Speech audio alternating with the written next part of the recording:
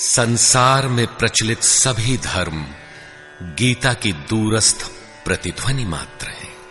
भगवान महावीर, भगवान गौतम बुद्ध, गुरु नानक, कबीर इत्यादि के श्रद्धापूरित तप सिद्धांतों की उच्चतम अभिव्यक्ति गीता है।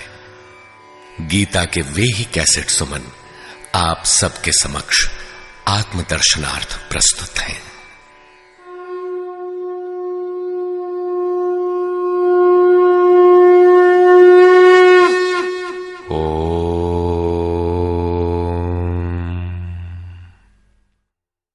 श्री परमात्मने नमः।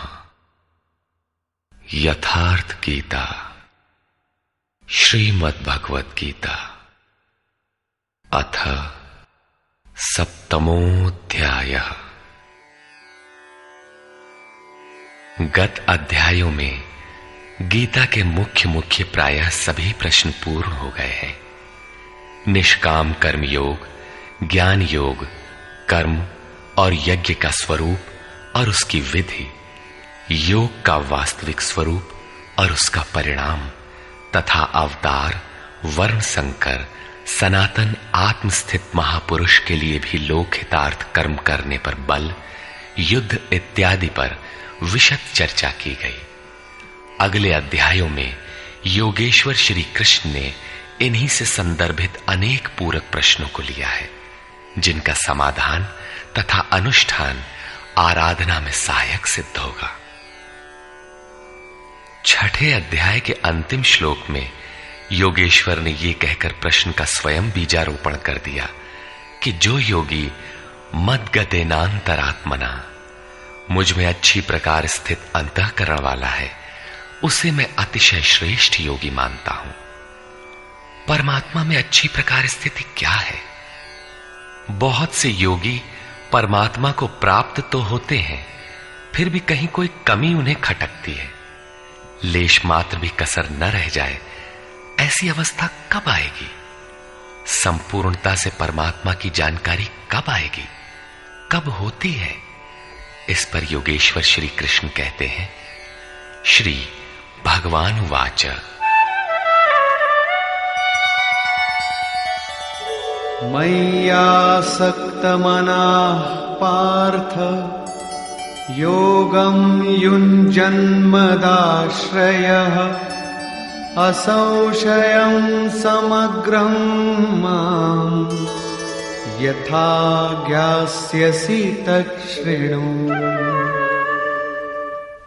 पार्थ, तू मुझ में आसक्त हुए मन वाला, बाहरी नहीं अपितु मदाश्रय अर्थात मेरे परायण होकर योग में लगा हुआ, छोड़कर नहीं, मुझको जिस प्रकार संशय रहित जानेगा उसको सुन, जिसे जानने के पश्चात लेश मात्र भी संशय न रह जाए। विभूतियों की उस समग्र जानकारी पर पुनः बल देते हैं। ज्ञानम तेहं सविज्ञानम इदं वक्ष्याम्यशेषतः यज्ञात्वा नेह भूयोऽन्यत् ज्ञातव्यमवशिष्यते। मैं तेरे लिए इस विज्ञान सहित ज्ञान को संपूर्णता से कहूंगा। पूर्ति काल में यज्ञ जिसकी सृष्टि करता है, उस अमृत तत्व की प्राप्ति के साथ मिलने वाली जानकारी का नाम ज्ञान है। परम तत्व परमात्मा की प्रत्यक्ष जानकारी का नाम ज्ञान है। महापुरुष को एक साथ सर्वत्र कार्य करने की जो क्षमता मिलती है, वो विज्ञान है। कैसे वो प्रभु एक साथ सबके हृदय में कार्य करता है, किस प्रकार वो उठाता, बैठाता और प्रकृति के द्वंद्व से निकालकर स्वरूप तक की दूरी तय करा लेता है, उनकी इस कार्य प्रणाली का नाम विज्ञान है। इस विज्ञान सहित ज्ञान को संपूर्णता से कहूंगा, जिसे जानकर, सुनकर नहीं, संसार में और कुछ भी जानने योग्य नहीं रह जाएगा। मानने वालों की संख्या बहुत कम है।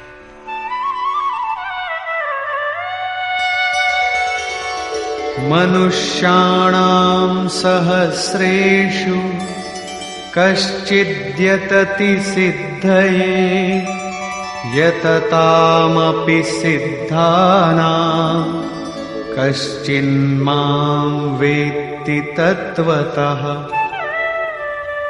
हजारों मनुष्यों में कोई ही मनुष्य मेरी प्राप्ति के लिए यत्न करता है, और उन यत्न करने वाले योगियों में भी कोई विरला ही पुरुष मुझे तत्व अर्थात साक्षात्कार के साथ जानता है। अब समग्र तत्व है कहां? एक स्थान पर पिंड रूप में है अथवा सर्वत्र व्याप्त है? इस पर योगेश्वर श्री कृष्ण कहते हैं,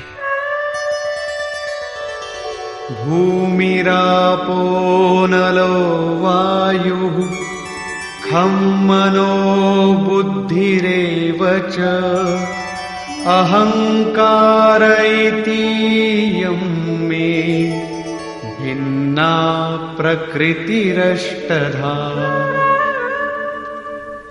अर्जुन, भूमि, जल, अग्नि, वायु और आकाश तथा मन, बुद्धि और अहंकार, ऐसे ये 8 प्रकार के भेदों वाली मेरी प्रकृति है। ये अष्टधा मूल प्रकृति है। अपरेयमितस्त्वन्यां प्रकृतिं विद्धि मे परां जीवभूतां महाबाहो ययेदं धार्यते जगत्। इयम अर्थात ये 8 प्रकारों वाली तो मेरी अपरा प्रकृति है, अर्थात जड़ प्रकृति है। महाबाहु अर्जुन, इससे दूसरी को जीव रूप परा अर्थात चेतना प्रकृति जान, जिससे संपूर्ण जगत धारण किया हुआ है, वो है जीवात्मा।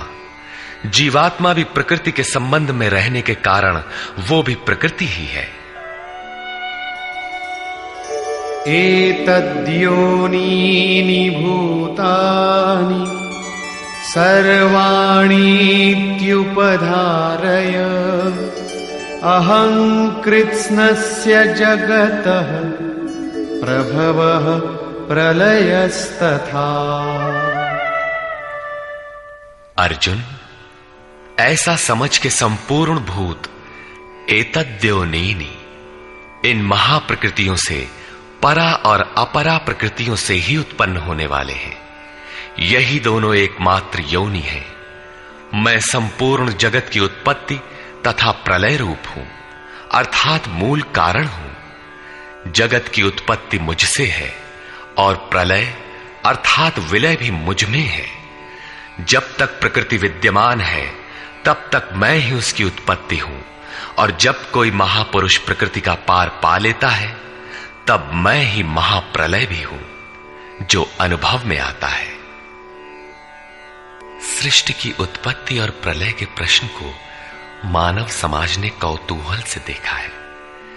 विश्व के अनेक शास्त्रों में इसे किसी न किसी तरह समझने का प्रयास चला आ रहा है। कोई कहता है प्रलय में संसार डूब जाता है, तो किसी के अनुसार सूर्य इतना नीचे आ जाता है कि पृथ्वी जल जाती है। कोई इसी को कयामत कहता है कि इसी दिन सबका फैसला सुनाया जाता है, तो कोई नित्य प्रलय नैमित्तिक प्रलय की गणना में व्यस्त है। किंतु योगेश्वर श्री कृष्ण के अनुसार प्रकृति अनादि है, परिवर्तन होते रहे हैं, किंतु ये नष्ट कभी नहीं हुई। भारतीय धर्म ग्रंथों के अनुसार मनु ने प्रलय देखा था। इसके साथ 11 ऋषियों ने मत्स्य की सींग में नाव बांधकर हिमालय के एक उत्तुंग शिखर की शरण ली थी। लीलाकार श्री कृष्ण के उपदेशों एवं जीवन से संबंधित उनके समकालीन शास्त्र भागवत में मृकंडु मुनि के पुत्र मार्कंडेय जी द्वारा प्रलय का आंखों देखा हाल प्रस्तुत है। वे हिमालय के उत्तर में पुष्पभद्रा नदी के किनारे रहते थे। भागवत के 12 स्कंद के 8वें और 9वें अध्याय के अनुसार शौनक आदि ऋषियों ने सूत जी से पूछा कि मार्कंडेय जी ने महाप्रलय में वट के पत्ते पर भगवान बाल मुकुंद के दर्शन किए थे, किंतु वे तो हमारे ही वंश के थे और हमसे कुछ ही समय पूर्व हुए थे। उनके जन्म के बाद न तो कोई प्रलय हुआ और न ही सृष्टि ही डूबी, सब कुछ यथावत है। तब उन्होंने कैसा प्रलय देखा? सूत जी ने बताया कि मार्कंडेय जी की प्रार्थना से प्रसन्न होकर नर नारायण ने उन्हें दर्शन दिया। मार्कंडेय जी ने कहा कि मैं आपकी वो माया देखना चाहता हूं जिससे प्रेरित होकर ये आत्मा अनंत योनियों में भ्रमण करता है।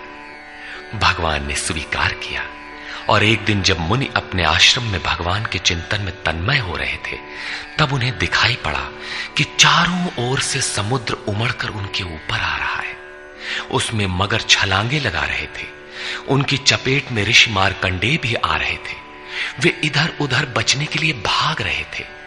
आकाश, सूर्य, पृथ्वी, चंद्रमा, स्वर्ग, ज्योतिष मंडल सभी उस समुद्र में डूब गए।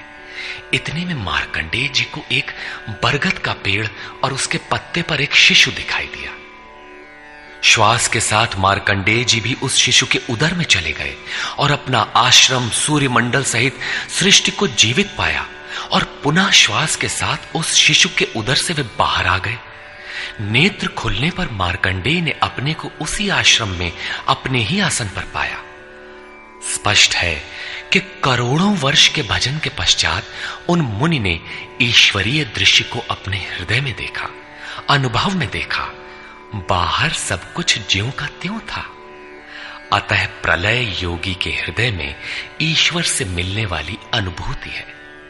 भजन की पूर्ति काल में योगी के हृदय में संसार का प्रवाह मिटकर अव्यक्त परमात्मा ही शेष बचता है।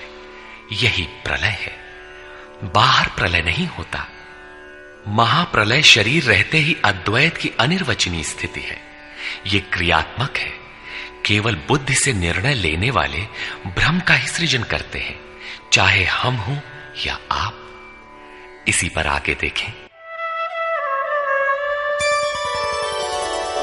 मत्तः परतरं नान्यत् किंचिदस्ति धनंजय मयि सर्वमिदं प्रोतं सूत्रे मणिगणा इव। धनंजय, मेरे सिवाय किंचन मात्र भी दूसरी वस्तु नहीं है। ये संपूर्ण जगत सूत्र में मणियों के सदृश मेरे में गुथा हुआ है तो, परंतु जानेंगे कब? जब इस अध्याय के प्रथम श्लोक के अनुसार अनन्यासक्ति अर्थात भक्ति से मेरे परायण होकर योग में उसी रूप से लग जाए। इसके बिना नहीं, योग में लगना आवश्यक है। रसोऽहमप्सु कौन्तेय प्रभास्मि शशि सूर्ययोः प्रणवः सर्ववेदेषु शब्दः के पौरुषं नृषु। कौन्तेय, जल में मैं रस हूं, चंद्रमा और सूर्य में प्रकाश हूं, संपूर्ण वेदों में मैं ओंकार हूं। ओ धन अहम धनकार, स्वयं का आकार हूं। आकाश में शब्द और पुरुषों में पुरुष तत्व हूं, तथा मैं पुण्यो गंधः पृथिव्यां च तेजश्चास्मि विभावसौ जीवनं सर्वभूतेषु तपश्चास्मि तपस्विषु। पृथ्वी में पवित्र गंध और अग्नि में तेज हूं, संपूर्ण जीवों में उनका जीवन हूं और तपस्वियों में उनका तप हूं। बीजं मां सर्वभूतानां विद्धि पार्थ सनातनम् बुद्धिर्बुद्धिमतामस्मि तेजस्तेजस्विनामहम्। पार्थ, तू संपूर्ण भूतों का सनातन कारण अर्थात बीज मुझे ही जान। मैं बुद्धिमानों की बुद्धि और तेजस्वियों का तेज हूं।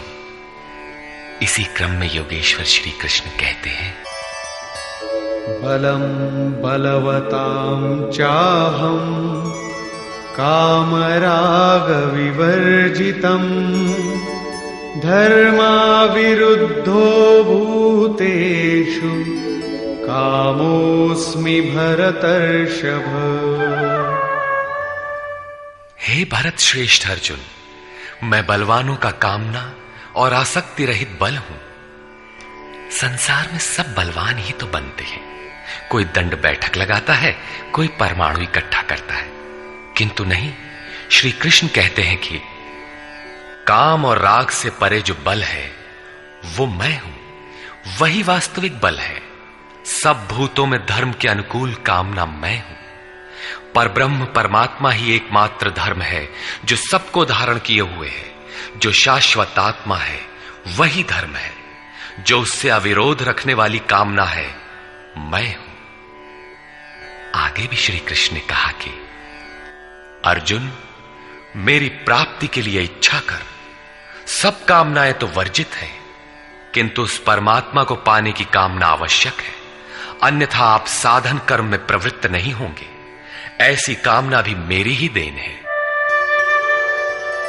ये चैव सात्विका भावा राजसास्तामसाश्च ये मत्त एवेति तान् विद्धि नत्वहं तेषु ते मयि। और भी जो सत्वगुण से उत्पन्न होने वाले भाव हैं, जो रजोगुण और तमोगुण से उत्पन्न होने वाले भाव हैं, उन सबको तुम मुझसे ही उत्पन्न होने वाले हैं ऐसा जान। परंतु वास्तव में उनमें मैं और वे मेरे में नहीं है, क्योंकि न मैं उनमें खोया हूं और न वे ही मुझ में प्रवेश कर पाते हैं।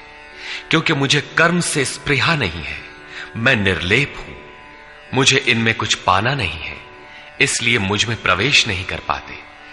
ऐसा होने पर भी जिस प्रकार आत्मा की उपस्थिति से ही शरीर को भूख प्यास लगती है, आत्मा को अन्न अथवा जल से कोई प्रयोजन नहीं है, उसी प्रकार प्रकृति परमात्मा की उपस्थिति में ही अपना कार्य कर पाती है।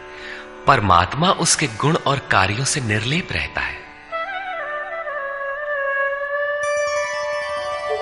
त्रिभिर्गुणमयैर्भावैः एभिः सर्वमिदं जगत् मोहितं नाभिजानाति मामेभ्यः परमव्ययम्। सात्विक, राजस और तामस, इन तीन गुणों के कार्य रूप भावों से यह सारा जगत मोहित हो रहा है। इसलिए लोग इन तीनों गुणों से परे मुझ अविनाशी को तत्व से भली प्रकार नहीं जानते। मैं इन तीनों गुणों से परे हूं, अर्थात जब तक अंश मात्र भी गुणों का आवरण विद्यमान है तब तक कोई मुझे नहीं जानता। उसे अभी चलना है, वो राही है। और दैवी ह्येषा गुणमयी मम माया दुरत्यया मामेव ये प्रपद्यन्ते मायामेतान्तरन्ति ते।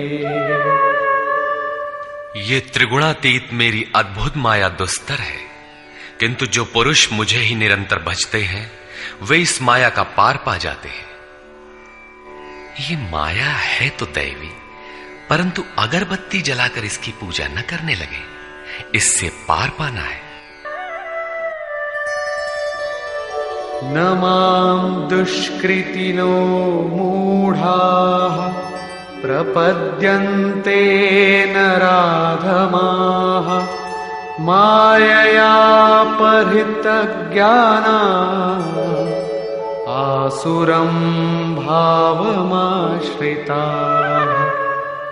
जो मुझे निरंतर भजते हैं वे जानते हैं, फिर भी लोग नहीं भजते। माया द्वारा जिनका ज्ञान अपहरण कर लिया गया है, जो आसुरी स्वभाव को धारण किए हुए मनुष्यों में अधम काम क्रोधादि दुष्कृतियों को करने वाले मूढ़ लोग मुझे नहीं भजते। तो भजता कौन है? चतुर्विधा भजन्ते मां जनाः सुकृतिनोऽर्जुन आर्तो जिज्ञासुरर्थार्थी ज्ञानी च भरतर्षभ। हे भरत श्रेष्ठ अर्जुन, सुकृतिनः उत्तम अर्थात नियत कर्म, अर्थात जिसके परिणाम में श्रेय की प्राप्ति हो उसको करने वाले, अर्थार्थी अर्थात सकाम, आर्तः अर्थात दुख से छूटने की इच्छा वाले, जिज्ञासु अर्थात प्रत्यक्ष रूप से जानने की इच्छा वाले, और ज्ञानी अर्थात जो प्रवेश की स्थिति में है। इन चारों प्रकार के भक्तजन मुझे भजते हैं। अर्थ वो वस्तु है जिससे हमारे शरीर अथवा संबंधों की पूर्ति हो। इसलिए अर्थ, कामनाएं सब कुछ पहले तो भगवान द्वारा पूर्ण होती है। भगवान श्री कृष्ण कहते हैं कि मैं ही पूर्ण करता हूं, किंतु इतना ही वास्तविक अर्थ नहीं है। आत्मिक संपत्ति ही स्थिर संपत्ति है, यही अर्थ है। सांसारिक अर्थ की पूर्ति करते करते भगवान वास्तविक अर्थ आत्मिक संपत्ति की ओर बढ़ा देते हैं, क्योंकि वे जानते हैं कि इतने ही से मेरा भक्त सुखी नहीं होगा। इसलिए वे आत्मिक संपत्ति भी उसे देने लगते हैं। लोक लाहु परलोक निबाहु, लोक में लाभ और परलोक में निर्वाह, ये दोनों भगवान की वस्तु हैं। अपने भक्त को खाली नहीं छोड़ते। आर्त, जो दुखी हो, जिज्ञासु, समग्रता से जानने की इच्छा वाले जिज्ञासु मुझे भजते हैं।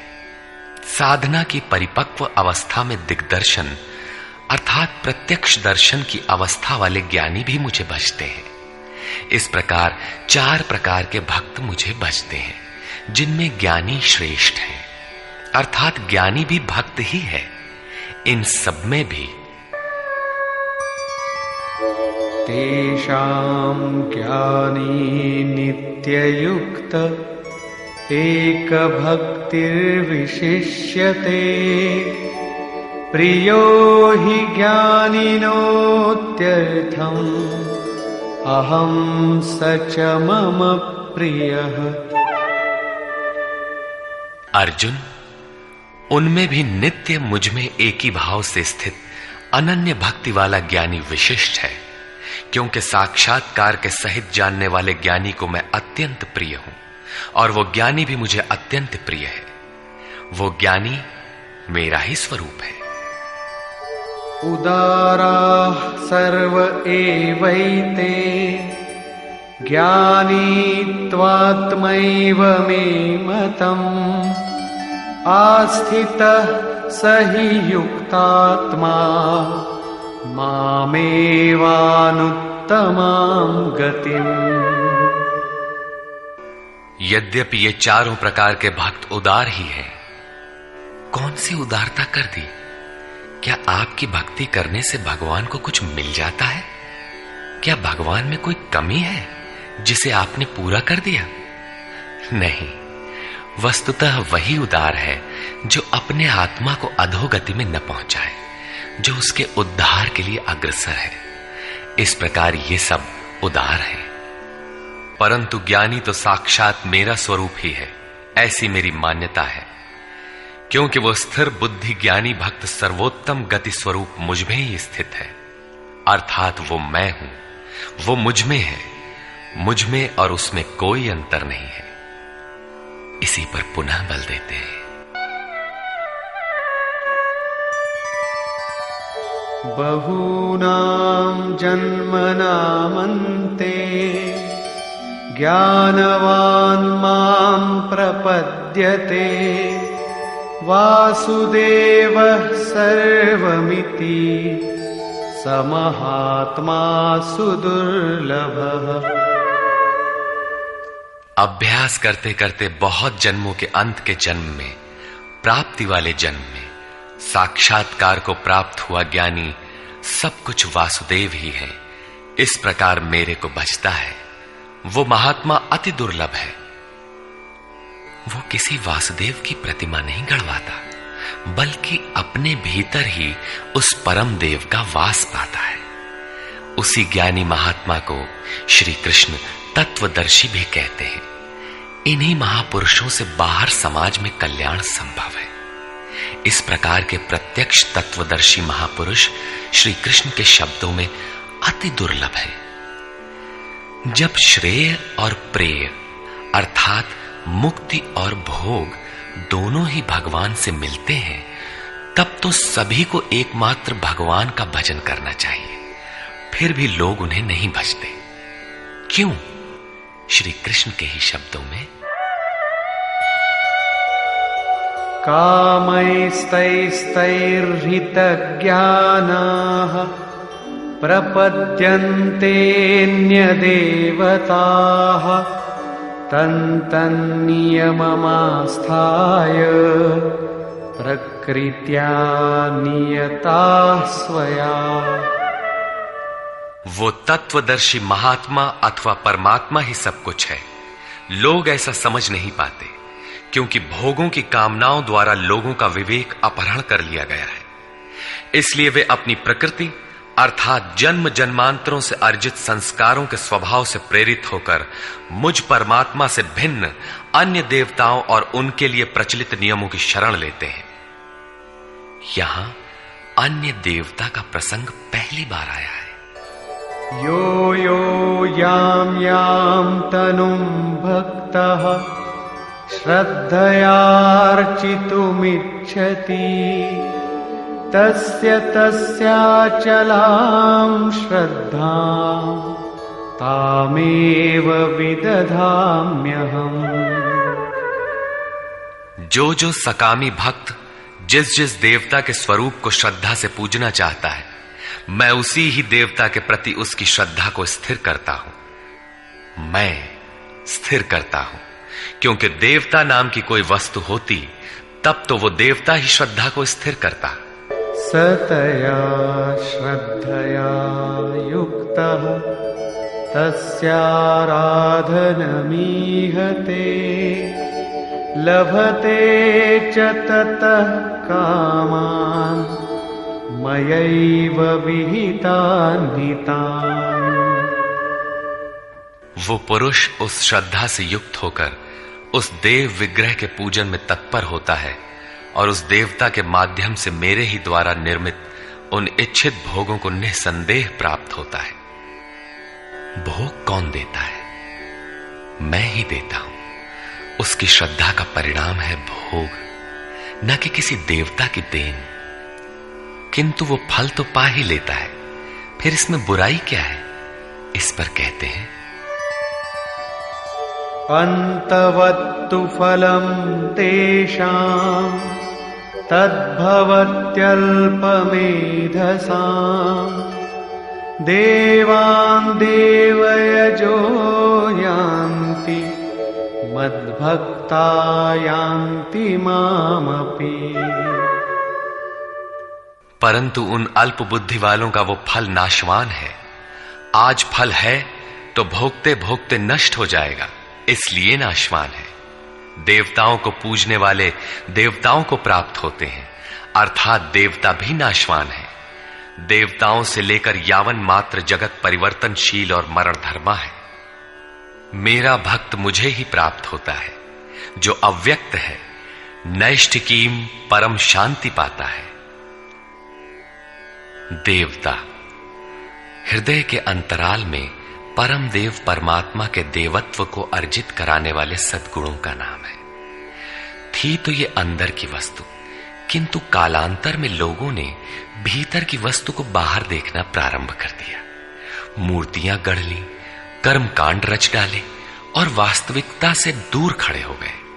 श्री कृष्ण ने इस भ्रांति का निराकरण उपर्युक्त 4 श्लोकों में किया। गीता में पहली बार अन्य देवताओं का नाम लेते हुए उन्होंने कहा कि देवता होते ही नहीं, लोगों की श्रद्धा जहां झुकती है वहां मैं ही खड़ा होकर उनकी श्रद्धा को पुष्ट करता हूं और मैं ही वहां फल भी देता हूं। वो फल भी नश्वर है। फल नष्ट हो जाते हैं, देवता नष्ट हो जाते हैं और देवताओं को पूजने वाला भी नष्ट हो जाता है। जिनका विवेक नष्ट हो गया है वे मूढ़ बुद्धि ही अन्य देवताओं को पूजते हैं। श्री कृष्ण तो यहां तक कहते हैं कि अन्य देवताओं को पूजने का विधान ही अयुक्ति संगत है।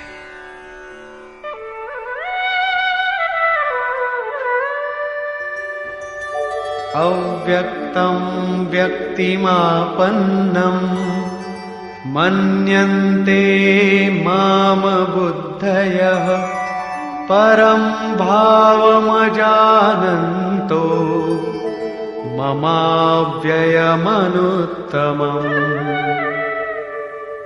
यद्यपि जब देवताओं के नाम पर देवता नाम की कोई वस्तु है ही नहीं, जो फल मिलता है वो भी नाशवान है, फिर भी सब लोग मेरा भजन नहीं करते, क्योंकि बुद्धिहीन पुरुष अर्थात कामनाओं द्वारा जिनका ज्ञान अपहृत हो गया है वे मेरे सर्वोत्तम, अविनाशी और परम प्रभाव को भली प्रकार नहीं जानते।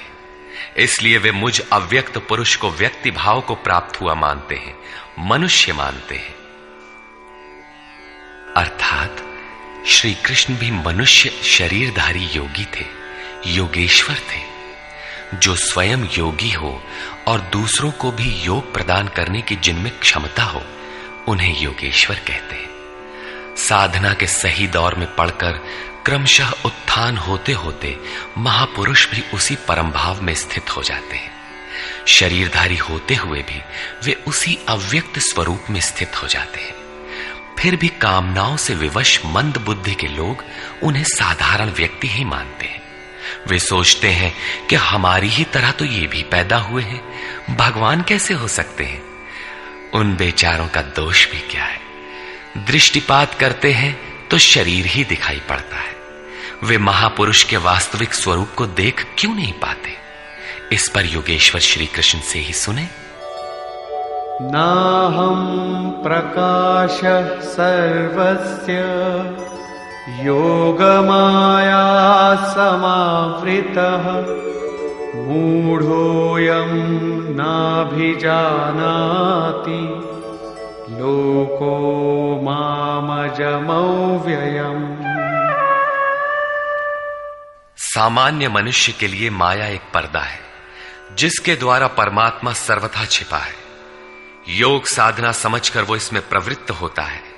इसके पश्चात योग माया अर्थात योग क्रिया भी एक आवरण ही है। योग का अनुष्ठान करते करते उसकी पराकाष्ठा योगारूढ़ता आ जाने पर वो छिपा हुआ परमात्मा विदित होता है। योगेश्वर कहते हैं कि मैं अपनी योग माया से ढका हुआ हूं। केवल योग की परिपक्व अवस्था वाले ही मुझे यथार्थ देख सकते हैं। मैं सबके लिए प्रत्यक्ष नहीं हूं। इसलिए ये अज्ञानी मनुष्य मुझ जन्म रहित अर्थात जिसे अब जन्म नहीं लेना है, अविनाशी अर्थात जिसका नाश नहीं होना है, अव्यक्त स्वरूप अर्थात जिसे पुनः व्यक्त नहीं होना है, को नहीं जानता। अर्जुन भी श्री कृष्ण को अपनी ही तरह मनुष्य मानता था। आगे उन्होंने दृष्टि दिया तो अर्जुन गिड़गिड़ाने लगा, प्रार्थना करने लगा। वस्तुतः अव्यक्त स्थित महापुरुष को पहचानने में हम लोग प्रायः अंधे ही हैं। आगे कहते हैं, वेदाहं समतीतानि वर्तमानानि चार्जुन भविष्याणि च भूतानि मां तु वेद न कश्चन। अर्जुन, मैं अतीत, वर्तमान और भविष्य में होने वाले संपूर्ण प्राणियों को जानता हूं, परंतु मुझे कोई नहीं जानता। क्यों नहीं जान पाता? इच्छा द्वेष समुत्थेन द्वंद्व मोहेन भारत सर्वभूतानि सम्मोहम् सर्गे यान्ति परन्तप। भरतवंशी अर्जुन, इच्छा और द्वेष अर्थात राग द्वेषादि द्वंद्व के मोह से संसार के संपूर्ण प्राणी अत्यंत मोह को प्राप्त हो रहे हैं, इसलिए मुझे नहीं जान पाते। तो क्या कोई जानेगा ही नहीं? योगेश्वर श्री कृष्ण कहते हैं,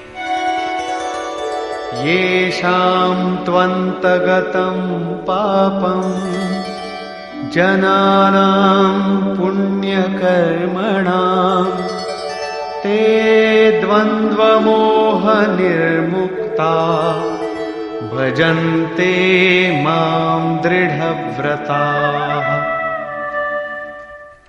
परंतु पुण्य कर्म अर्थात जो संस्कृति का अंत करने वाला है, जिसका नाम कार्यम कर्म, नियत कर्म, यज्ञ की प्रक्रिया कहकर बारंबार समझाया है, उस कर्म को करने वाले जिन भक्तों का पाप नष्ट हो गया है, वे राग द्वेषादि द्वंद्व के मोह से भली प्रकार मुक्त होकर व्रत में दृढ़ रहकर मुझे भजते हैं। किस लिए भजते हैं? जरा मरण मोक्षाय मामाश्रित्य यतन्ति ये ते ब्रह्म तद्विदु कृत्स्नम् अध्यात्मं कर्म चाखिलम्। जो मेरी शरण होकर जरा और मरण से मुक्ति पाने के लिए प्रयत्न करते हैं, वे पुरुष उस ब्रह्म को, संपूर्ण अध्यात्म को और संपूर्ण कर्म को जानते हैं। और इसी क्रम में साधिभूताधिदैवं मां साधियज्ञं च ये विदुः प्रयाणकालेऽपि च मां ते विदुर्युक्तचेतसः। जो पुरुष अधिभूत, अधिदैव तथा अधियज्ञ के सहित मुझे जानते हैं, मुझ में समाहित चित्त वाले वे पुरुष अंतकाल में भी मुझको ही जानते हैं, मुझ में ही स्थित रहते हैं और सदैव मुझे प्राप्त रहते हैं।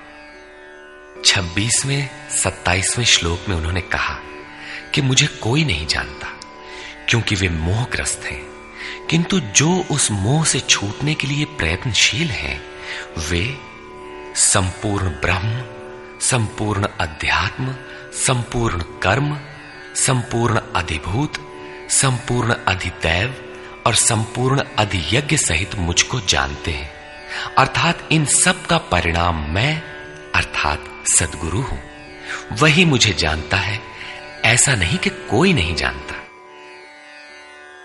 निष्कर्ष, इस 7वें अध्याय में योगेश्वर श्री कृष्ण ने बताया कि अनन्य भाव से मुझ में समर्पित होकर, मेरे आश्रित होकर जो योग में लगता है, वह समग्र रूप से मुझे जानता है। मुझे जानने के लिए हजारों में कोई विरला ही प्रयत्न करता है, और प्रयत्न करने वालों में विरला ही कोई जानता है। वह मुझे पिंड रूप में एक देशीय नहीं वरन सर्वत्र व्याप्त देखता है। 8 भेदों वाली मेरी जड़ प्रकृति है और इसके अंतराल में जीव रूप मेरी चेतन प्रकृति है। इन्हीं दोनों के संयोग से पूरा जगत खड़ा है। तेज और बल मेरे ही द्वारा है। राग और काम से रहित बल तथा धर्मानुकूल कामना भी मैं ही हूं। जैसा कि सब कामनाएं तो वर्जित हैं, लेकिन मेरी प्राप्ति के लिए कामना कर, ऐसी इच्छा का अभ्युदय होना मेरा ही प्रसाद है। केवल परमात्मा को पाने की कामना ही धर्मानुकूल कामना है। श्री कृष्ण ने बताया कि मैं तीनों गुणों से अतीत हूं, परम का स्पर्श करके परम भाव में स्थित हूं, किंतु भोगासक्त मूढ़ पुरुष सीधे मुझे न भजकर अन्य देवताओं की उपासना करते हैं, जबकि वहां देवता नाम का कोई है ही नहीं। पत्थर, पानी, पेड़, जिसको भी वे पूजना चाहते हैं, उसी में उनकी श्रद्धा को मैं ही पुष्ट करता हूं। उसकी आड़ में खड़ा होकर मैं ही फल देता हूं, क्योंकि न वहां कोई देवता है, न किसी देवता के पास कोई भोग ही है। लोग मुझे साधारण व्यक्ति समझकर नहीं बचते, क्योंकि मैं योग प्रक्रिया द्वारा ढांका हुआ हूं। अनुष्ठान करते करते योग माया का आवरण पार करने वाले ही मुझ शरीरधारी को भी अव्यक्त रूप में जानते हैं, अन्य स्थितियों में नहीं। मेरे भक्त 4 प्रकार के हैं: अर्थार्थी, आर्त, जिज्ञासु और ज्ञानी। चिंतन करते करते अनेक जन्मों के अंतिम जन्म में प्राप्ति वाला ज्ञानी मेरा ही स्वरूप है। अर्थात अनेक जन्मों से चिंतन करके उस भगवत स्वरूप को प्राप्त किया जाता है। राग द्वेष के मोह से आक्रांत मनुष्य मुझे कदापि नहीं जान सकते, किंतु राग द्वेष के मोह से रहित होकर जो नियत कर्म अर्थात जिसे संक्षेप में आराधना कह सकते हैं का चिंतन करते हुए जरा मरण से छूटने के लिए प्रयत्नशील हैं, वे पुरुष संपूर्ण रूप से मुझे जान लेते हैं। वे संपूर्ण ब्रह्म को, संपूर्ण आध्यात्म को, संपूर्ण अधिदैव को, संपूर्ण कर्म को और संपूर्ण यज्ञ के सहित मुझे जानते हैं। वे मुझ में प्रवेश करते हैं और अंतकाल में भी मुझको ही जानते हैं, अर्थात फिर कभी वे विस्मृत नहीं होते। इस अध्याय में परमात्मा की समग्र जानकारी का विवेचन है। अतः ओम तत्सदिति श्रीमद्भगवद गीता सूपनिषत्सु ब्रह्म विद्यायाम योग शास्त्रे श्री कृष्णार्जुन संवादे समग्र बोधः नाम सप्तमोऽध्यायः। इस प्रकार स्वामी अड़गड़ानंद कृत श्रीमद् भगवद गीता के भाष्य यथार्थ गीता का 7वां अध्याय पूर्ण होता है। हरि ओम तत्सत।